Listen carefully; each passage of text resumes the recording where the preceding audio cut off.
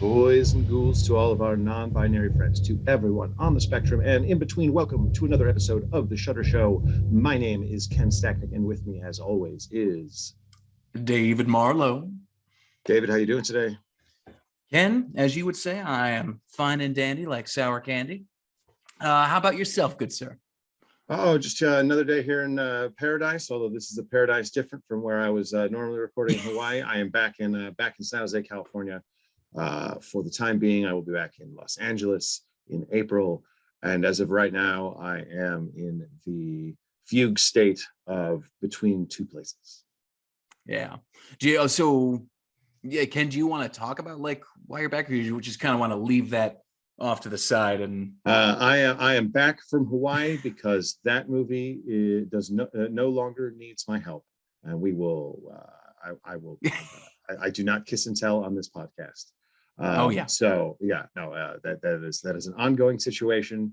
That is an ongoing situation, and we will keep it there. But I am back from Hawaii, and I will be back in Southern California here in a week or so. So well, Ken, it's nice to at least have you back. What is it? So how many hours apart were we when you were in Hawaii? We were like 4 hours. I want to say like 6.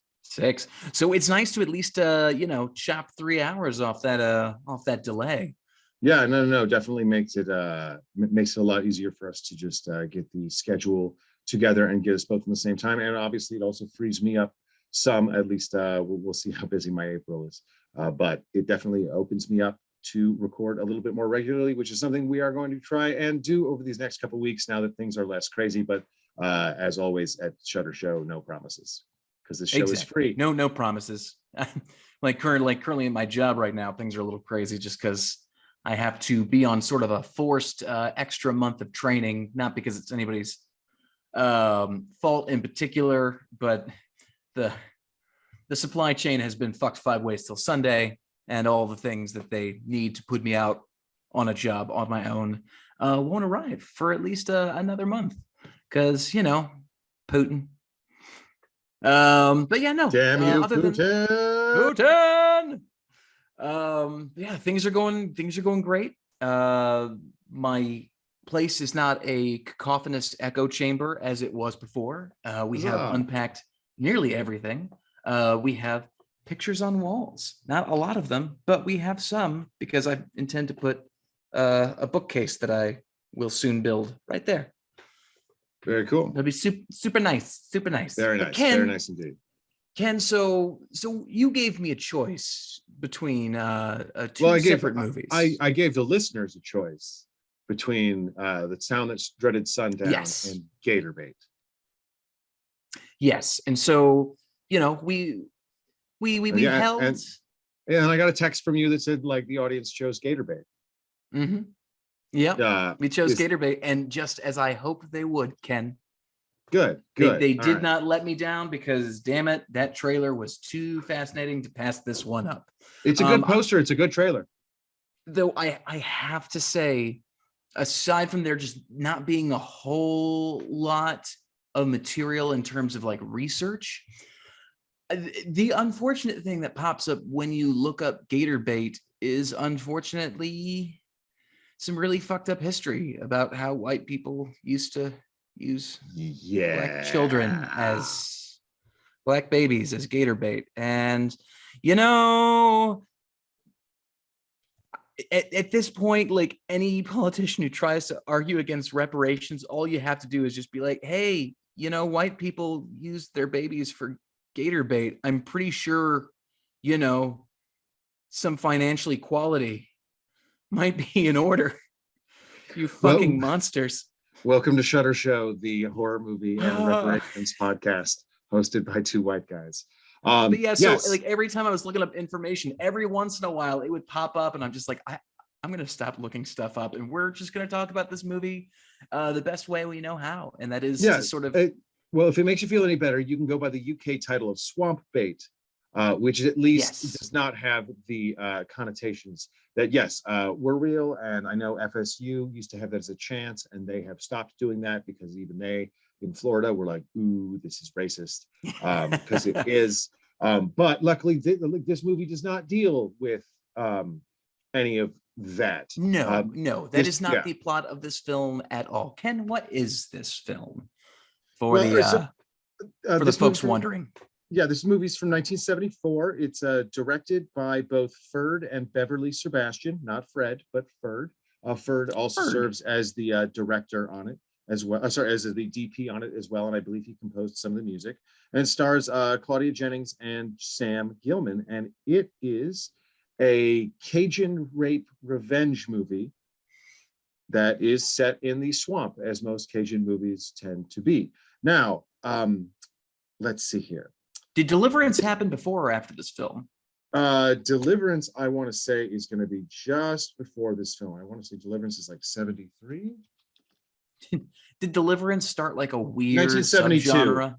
subgenre? So there was already, like, Southern exploitation was already a thing at this point. The entire exploitation movement is kind of up and running at this point and finding new things to graft onto. Very famously, like, there was a motorcycle club, not a gang, a club that rode through a small town.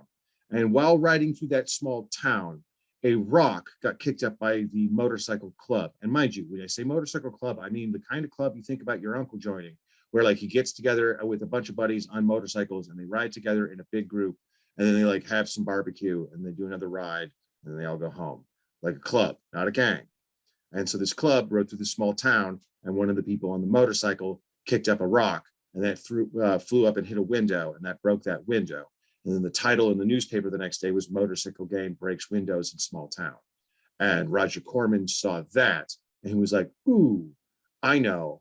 How about we do a exploitation movie about bikers? And he made the Peter Fonda movie, Hell's Angels. Right? No. Hell's Angels, I believe is what it is. Because I know Ferd Sebastian, was it Beverly or was which? Those are both, very. Sorry, The Wild Angels is the movie I'm thinking about. The Wild Angels. So I'm sorry, bear with me here because I don't know nearly as much about these this directing couple. And these are kind of androgynous names. Is Beverly the husband, or is that Ferd? No, I believe Ferd is short for Ferdinand, and Beverly, I believe, is a lady. Okay. So yes, from what I understand, Ferd and Beverly, because they met when they were like 18. I think Ferd was 19 years old. She was 18. They met at like a roller rink, and then they ran away and eloped in like 10 days. And then they just worked as filmmakers. I think they were shooting commercials, and then that moved on. They were eventually making enough money where they could finance their first couple of independent films. I think the first one they made was Hitchhikers, which was made for about like $7,500 and made enough of a return on its budget to where they could continue making more. And they eventually became very good friends with Claudia Jennings, who was in, or at least worked with them in Hitchhikers. And Single Girls, and then Gator Bait, and then she's also in the sequel to Gator Bait. Cajun Justice? Yes. Cajun Justice. Yeah, she's also in Rocktober Blood. It looks like they, and then the rest of the movies, I don't have the information yet, but yeah. Well, unfortunately, Claudia Jennings, who was at that time a Playboy model, and was doing very well for herself. She was Playmate of the Year. Sorry, Playmate of the Year. But she unfortunately died very young in a car crash in Malibu. And but she was the best of friends with these directors, and they apparently wrote Gator Bait for her because she wanted to do another project with them. And yeah, it's they in their interviews, they have had nothing but nice things to say about this production. I don't know. I was genuinely surprised by how well done this film is, in terms of just from how it's shot. It's it comes off as very professional and still has that sort of exploitation vibe to it. No, absolutely. I think a lot of the boat stuff is shot really well. There's some really nice stuff in the swamps. I mean, sometimes it's a little rough around the edges, and sometimes that can be a little hard to tell. I will say on Shudder, this isn't the greatest transfer I've ever seen of a movie of theirs. It is in 133 instead of the 185 that it was shot in. I don't know how, if this movie's ever gotten a proper HD or 4K transfer. I unfortunately wasn't able to get to the bottom of that, but I'm going to guess probably not by the. Do you think that quality happened of when they this print. transferred it to, because they have a Blu-ray for this, right? I do believe there is a Blu-ray. I did not get to see if that was the full transfer, but I know this was originally shot in 185 and this is presented on Shudder in 133, and it looks like it's an upscaled SD version. So basically, like, they take the SD version and then they save it as a larger HD file, but like you're not improving the quality, you're just making it bigger. Does that make sense? Yeah, no, that makes sense. It's kind Yeah, of like the almost the pixels same are. way like when you would buy because I remember going to Walmart, and this is before I knew better and I was in high school and such. And it was they asked, like, do you want widescreen or do you want full screen? And I'm like, oh, well, full means more, right? No. If you ever have to Sweet choose summer between the child, two, I know. always If you full. ever, for all you youngins who might be listening to this, if you have to choose between full screen and widescreen, you pick widescreen and then you burn the full screen copy, because that is sacrilege. I would say, do the youngins even have the option for a full screen? Like on iTunes, does it say like, would you like to download the full screen? No, right? They only have like it's No, and only HD. I guess they wouldn't be going to like Walmart or Target to go buy a DVD / Blu-ray. Yeah, why don't you just ask them to print out a list of their DVDs while they're at it? Like two things Gen Z kids probably aren't going to do. Every time I go to Target, I feel like every time I'm there, the movie section is just less Dwindled? picked out. Yeah. It's or not even dwindled. It's just fuller because no one's buying any of the movies. Yeah, totally. But yeah, no. Ken, this was one that you had not seen as well, correct? That is correct. This is a movie that I'd always seen on the shelves at my local video store back when that was a thing. And then I would see this poster floating around in the various streams and just kind of never really got around to it. But I kept hearing whispers that it was actually more interesting than I thought it would be, it was it was definitely always put to me as a footnote movie. It was never like one of the, leading parts of the genre. It was always put out as one of those things like, if you are going to be checking these out, this is one that you should seek out as well. Kind of like a bunch of varieties of potatoes. They're all potatoes. They are all different. But if you're going to start really exploring cooking with potatoes, you're going to start looking at like varying varieties and their different strengths and weaknesses and their starch levels. And at this point, you're still comparing potatoes, but each one is going to have something that's a little more interesting about it. And this, I think, is a kind of a pretty interesting potato. David, do you want to take our audience real quick through what this movie is about, like what the plot is? Yes. First, and before I even go through the plot, now, Ken, you said this was a rape revenge film. I will say that there is sexual assault, but there is no physical rape. There is the attempt of it, yes, but it gets exactly. interrupted. Yes. And oh not boy, does it get interrupted. And not in the way that you would expect.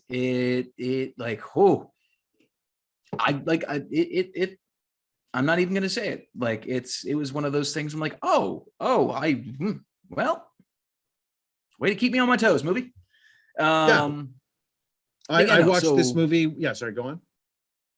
So I guess to describe this movie, it's following Desiree, who lives deep in the swamp and supports herself and her siblings by poaching gators and other animals in the swamp. Say snakes in particular.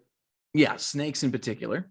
It is around that time that a deputy and his friend, who they know that she goes around that area, and they want to, have a little of inappropriate fun with her against her will, and they chase her, and she's able to get away, but in In the chase, unfortunately, the deputy accidentally shoots his friend, and then it becomes a huge class clash, if you will, between like two Cajun families. So between Desiree and her brother and sister, and between the what were their last names? They were Christ, what were they called? They had a very very uh, southern swamp name. Thibodeau. Yeah, the Thibodeau boys. Thibodeau, Desiree Thibodeau.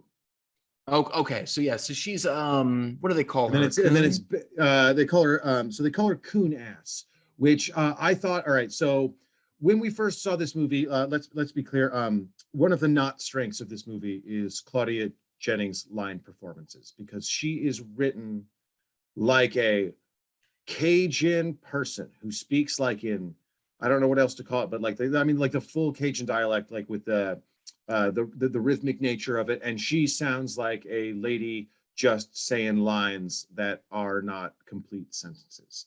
And I think another actress could really make some of this dialogue really come off well, but Claudia doesn't, which is what made me suspect originally that this movie was actually written for an African American actress. And then when they're calling her coon ass the whole time, I was like, oh, well, that would make sense because, you know, racism and gator bait. However, upon further research, you are correct, David. This movie was written for Claudia Jennings, and they just let her take the big swing on that Cajun accent. And it turns out that coon ass, well, the first part of that word is definitely a racial slur for African Americans. Coon ass is apparently a racial slur for Cajun people, and apparently a particular one that they particularly don't like. So that is why they keep calling this redheaded white girl coon ass the whole time, because yeah, it is Yeah. a I would certainly, if you were to call this, give this exploitation film any kind of genre, like Hicksploitation, I think is a good term to use. Like, kind of think a lesser version of Deliverance. Well, I mean, it's Cajun exploitation, which is Cajun or Southern exploitation, which is kind of its own little genre. You have movies like Southern Comfort. You have this. You have Deliverance, as we've talked about.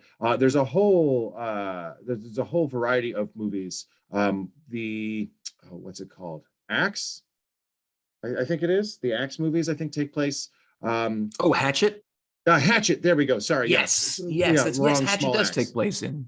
Yeah, so there is a tradition of this. It is just one of the lesser subgenres of, I mean, let's be clear, and it's not that far off from a slasher, but this one is a rape revenge film. And I think one of the reasons to talk about it is a rape revenge movie with no actual rape in it. It has attempted rape in it, it has assault in it, it has sexual assault in it, it has battery in it, but it does not have there's definitely that. uncomfortable moments. Oh, definitely, for sure. So a massive trigger warning to folks who, you know, they have difficulty sitting through certain things like that. I know, like, especially when I was younger, I had a lot of trouble sitting through films like that. I remember, like, yeah, like I Spit on Your Grave, you know, other Which is films of that brutal. nature, Yeah, which is like, horribly yeah, I brutal. mean, yeah, and this is not that. So like, I would say if you are thinking about making a rape revenge film, this is a movie you should definitely check out. If you are writing a paper about something like Spit on Your Grave and you want to see what the counterpoint is, I think this is it. I think I've said this on this podcast before, and I will say it again here. Not a big fan of rape, especially not a big fan of rape in movies as well. And to me, the only movie that kind of does that in a way that I think justifies it narratively is Irreversible, which is also on Shudder right now.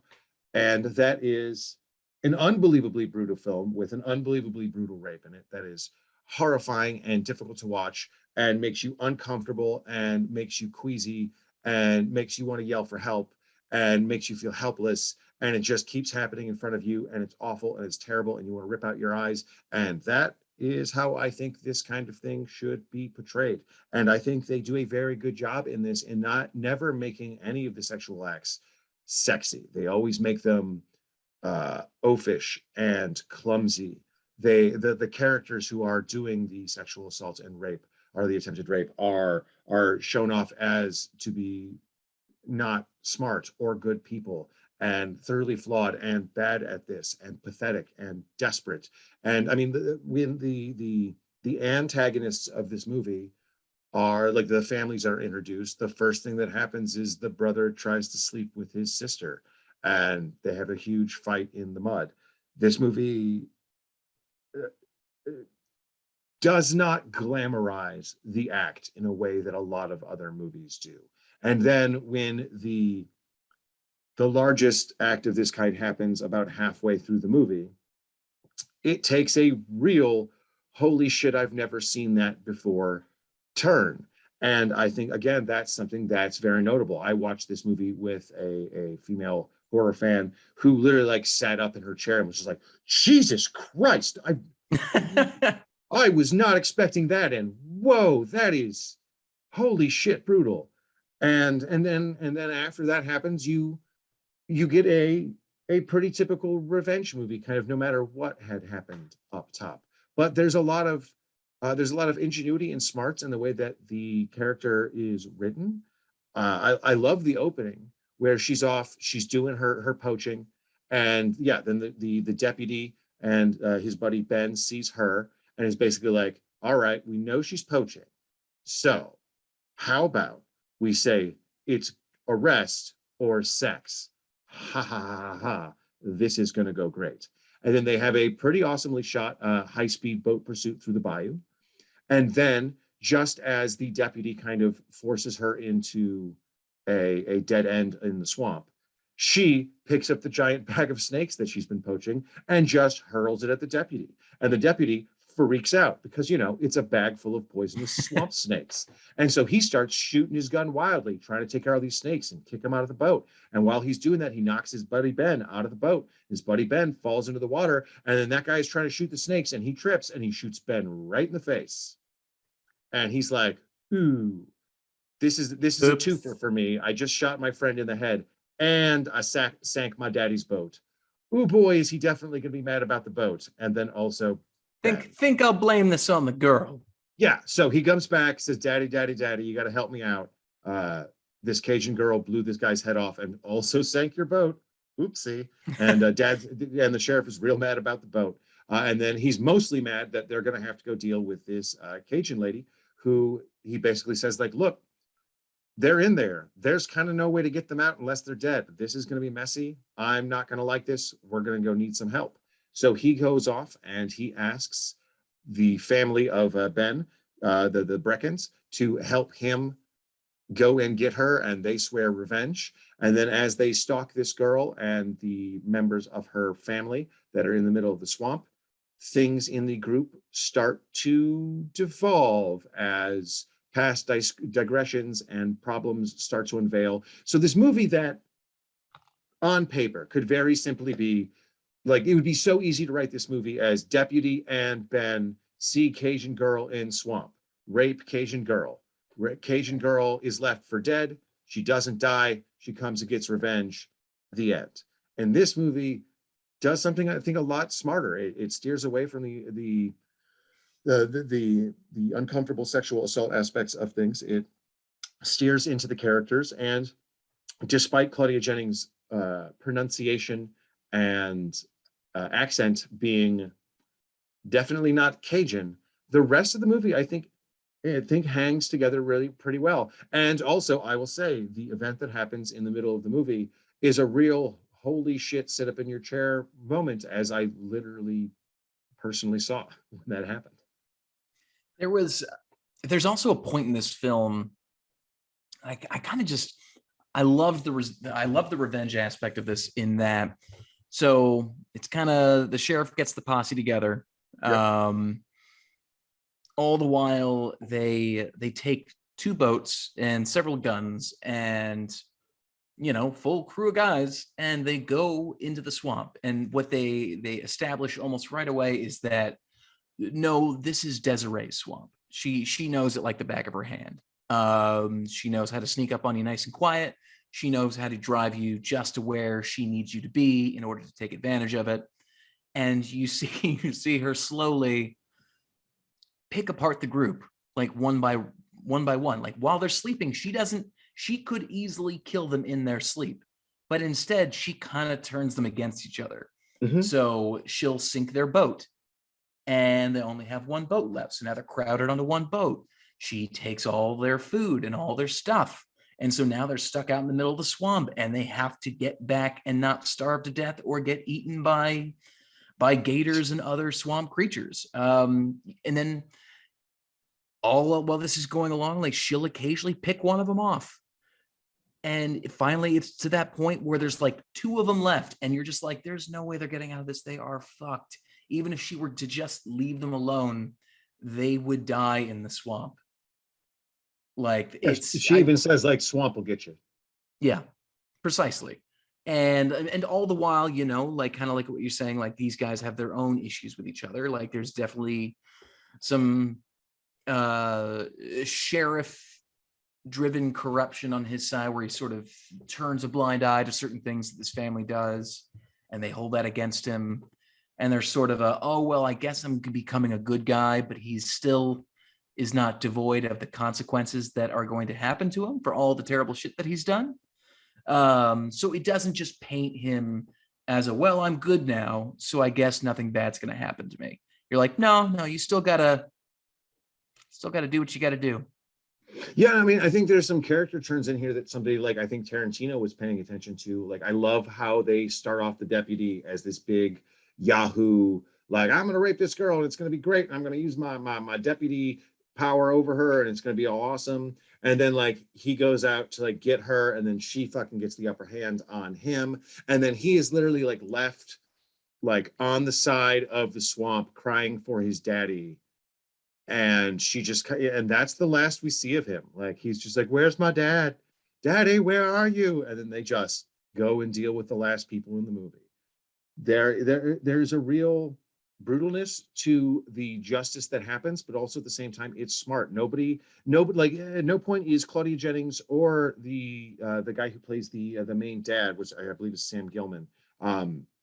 There's no point where like he becomes a super awesome badass or anything like that. You know what I mean? Like he just becomes what he's been, a pathetic old man who lives near a swamp and is trying to bust up his inbreedy kids. Like he, like the final fight that happens between him and the sheriff is pathetic in all the right ways that two old men wrestling over a beef absolutely should be. It would be real easy for them, the end of the movie, to turn him into this like, I'll teach you something about Southern justice, and punching people and knocking them back. And instead it's just like two old wet men trying to drown each other in a swamp. And it's exactly how this could be portrayed. I've got to assume that Beverly Sebastian's involvement in this really helped bring a different viewpoint to this movie that normally you wouldn't see, because in almost all of these rape revenge movies, they really like they just really enjoy the rape. Like they're like, hey, check it out, you wanted to see breasts, right? And you're like, no, these are sad, violent rape breasts. These aren't fun. This isn't tee-hee-hee. This isn't Friday the 13th. This is, hey man, why are you doing this? Why'd you want to shoot this scene? This isn't fun. It's making your movie no fun. And yes, it can lead to something like I Spit on Your Grave, which arguments can be made about whether or not that's a good movie. I would argue it's effective at what it is. I definitely would say, like this movie or something like Henry, Portrait of a Serial Killer, it is not for everybody. So let's be clear. This movie, Henry, Spit on Your Grave, not broad. Last House on the Left. Yeah, these are not movies that we are suggesting like bring the family around, have a good time, put on Shudder. Like, no, these are interesting footnote movies. These are movies to check out if you are exploring this topic for art or educational purposes. And yeah, I don't know. Well, kind of what you were saying earlier. I think also there's another appreciation that I think the audience should take in mind is just like, this is a low budget film. This is an indie film made by two married directors with a small crew. And then you got to think about how hard it must be to shoot a feature film that almost all of it takes place in the swamp. Oh, it's shooting in a swamp is a nightmare, above and beyond humidity, above and beyond like just setting up stands is impossible, because like you're either in the water or there's sticks or there's moccasins or there's just splinters and twigs and thorns everywhere. And if you get a cut on your leg, you get sepsis because the water is super contaminated. Just with and not with I'm not saying anything about the quality of the pollution or anything like that. There are some very clean swamps, but they're still filled with like dirt and bacteria and all sorts of stuff that is not stuff that you want in your cuts. And film production is brutal, and all that swamp water and dampness in your feet and in your clothes and the smell and the bugs. It is just and having to keep your fresh water clean, and then the heat, and then also the rain, and then also it gets dark early because of all the forest cover. There's so many reasons that shooting in the swamp is a nightmare. And then the gators. Yeah, and then on top of it, alligators, like literal man-eating reptiles on top of everything else. And then the fish and the wildlife, and getting boats between places. You can easily see the other side of a grove and not be able to get there because of the trees and such. Or if you and God help you if you're dragging sandbags or C-stands or trying to run electrical, just trying to get the camera over there safely, keeping the film clean, keeping dust and grime off of the filters, off the lenses. It's a nightmare. The fact, and then all the while, your lead actress has to efficiently operate that boat, which I will say, she does a fantastic job at doing some stunt driving of that fucking what kind of boat is that? That's just a fishing boat, pretty much. I think it's just a flat bottom motorboat, because I know you want the flat bottom for the swamps because you don't want a big what's it called, rudder and a big brake on the front. Well, because the waters are very shallow. Yes, exactly. So you want like a pontoony style flat bottom boat. Yeah, and there's also a pontoon in this, but all the actor, when you see a lot of the stunt driving of the motorboats and the pontoon boats, most of the time it is the actual actors doing it, and that is no simple feat. That could easily go wrong, in which case then, God forbid, you get your actress injured, and then you're done with your movie. You can't or finish. Just simply the boat hits something and she falls off, and then she gets a cut in the swamp, and then it just gets infected, and it's just super bad for a while, and she has to go to the hospital and get antibiotics. And also you're in you're out in the swamp, so you have to get them to the hospital, which they tend not to be right in the middle of a swamp. That's not usually a good place to build a hospital. Usually you want to, I think the best hospitals are in the middle of swamps. I mean, I've heard that, but I also always thought that was just a myth. But no, this is a very simple film that takes a couple of left turns that you don't expect. I think it definitely, kind of what you're saying, it is not for everybody, but we don't pick a film and then we will never shit talk a film into the ground. We won't pick a film unless we think there's a legitimate reason why you should watch this film. Personally, I found this film to actually be a lot of fun.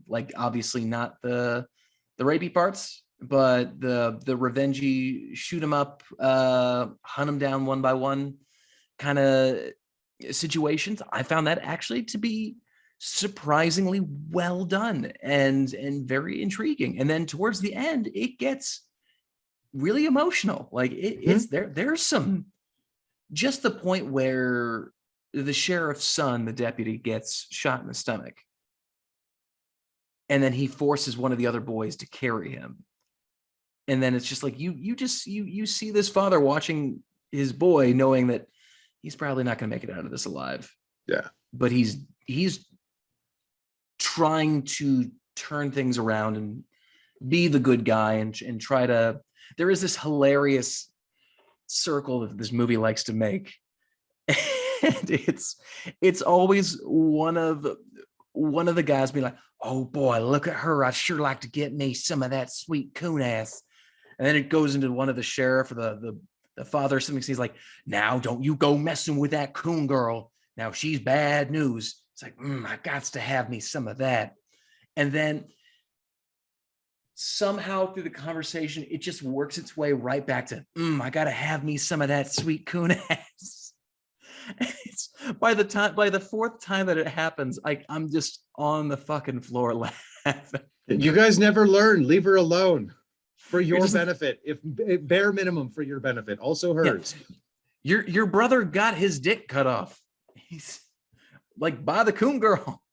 Like that should be a cautionary tale enough, let alone having to learn that lesson like fucking 4 times. Yeah, no, I mean, like that when that came up, I wanted somebody to be like, come on, that's not true. And then one of them turn to her and just be, or turn to him and be like, absolutely no, man, and just nod. And just be like, oh no, oh no. Yeah, no. Barry was never the same, man. Yeah, but then I guess somebody would be like, then why are we doing this? This seems like a terrible idea. I'm gonna kill me that coon girl. Now don't you go messing with that coon girl. She's real trouble. Yeah, you're right. She is. It's plenty of fun. There's plenty to be had from it. I highly recommend it. It is still on Shudder.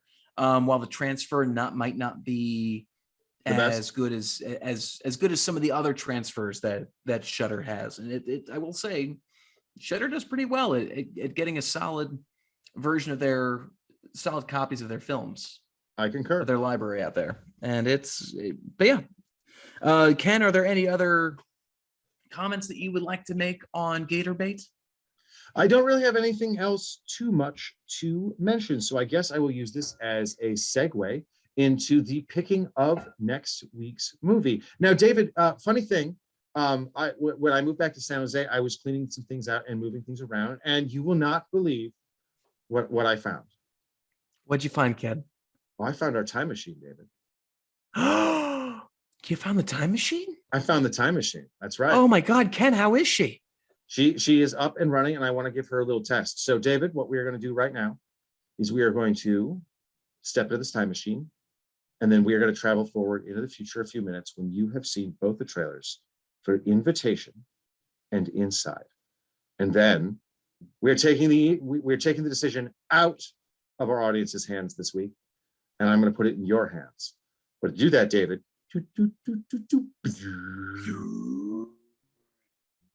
David, you want to step inside this time machine with me? Oh, sorry. Oh, yes. I do want to step in there. Sorry. Okay, hang on. Got a little ahead of myself. Yep, no, okay, hang on. Ready? Put on your sunglasses. Yeah. All right, and all right. Sunglasses a little dusty. Off.